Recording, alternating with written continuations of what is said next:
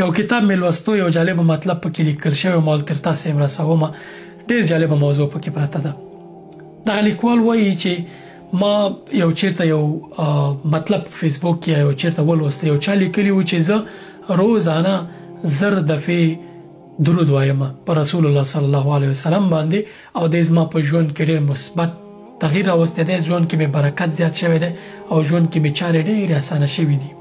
دغه لیکوال وایي چې دا عمل ما هم شروع کړ او زما په ژوند کې هم ډېر تغییرات او برکت او اسانۍ ورسره راغلي.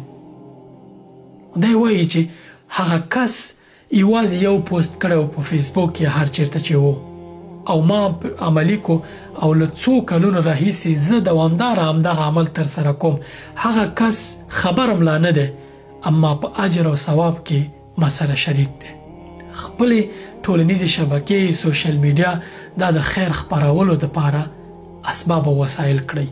ته به یوه خبره داسې وکړې او څوک به پرې عمل وکړي، هلته ته به یې پیژنې هم نه، خبر به هم ترې نه یې، اما په هغه عمل کې به ته شریک یې. عمل به هغه ترسره کوي، ثواب کې به ورسره ته داخلي او شریک یې. ځکه چې رسول الله صلی الله علیه وسلم فرمایلی یو څوک چې د یو خیر کار باعث لامل یا دلیل شو، همدومره ثواب ګټي چې څومره فاعل ګټي، څومره ترسره کوونکی ګټي.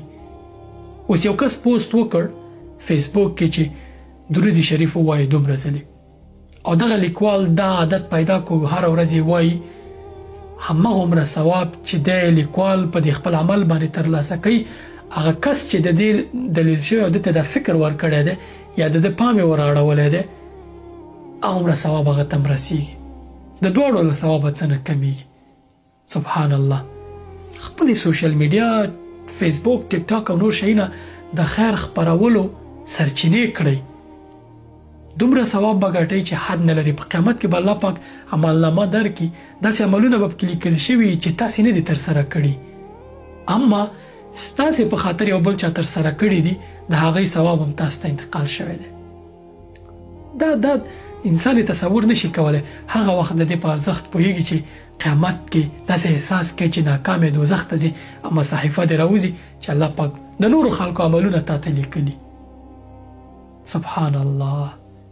اوس نو که دا کار ته نه کې، دا به ستا کار وي.